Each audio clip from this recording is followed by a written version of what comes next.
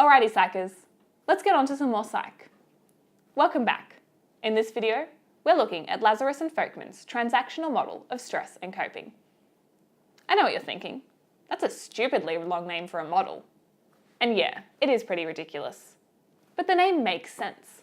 Under the transactional model, stress is considered to be a transaction between one and one's environment. So that means that stress is mostly psychological, according to Lazarus and Folkman. The transactional model of stress and coping includes two main aspects: the primary appraisal and the secondary appraisal. During the primary appraisal, we recognise the potentially stressful stimuli. At this stage, various things are considered to decide whether or not the situation should be stressful, including factors of potential harm and loss, potential threat, and the possibility of challenge. Then, we have the secondary appraisal, which focuses less on whether or not a situation is stressful, and more on how to deal with that situation. So if we walk outside and see a live snake looking back at us, we will likely conclude in the primary appraisal that the situation is stressful, and think about how to deal with the situation in the secondary appraisal. There is sometimes also a third stage, the reappraisal. During the reappraisal, we can use new information or resources that weren't available to us the first time in order to determine whether the situation is stressful, and also how to deal with it. So to sum all of that up, the transactional model has two main stages, the primary appraisal and the secondary appraisal, and sometimes also includes the reappraisal stage.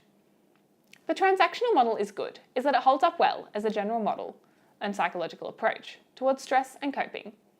It also seems to account for one's own emotions during a stressful situation by virtue of going through the three stages of the model.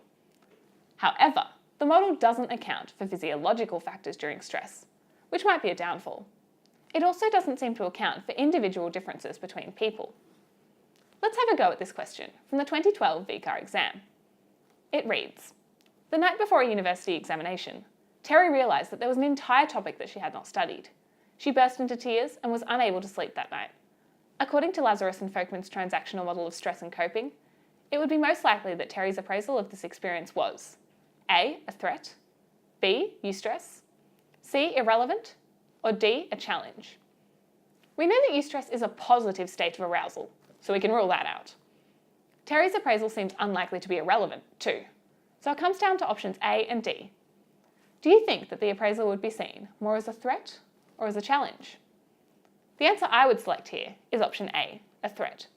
This seems to be the case due to Terry's reaction. If she perceived the appraisal more as a challenge, she probably wouldn't have burst into tears. Keep working hard and have a psychedelic day.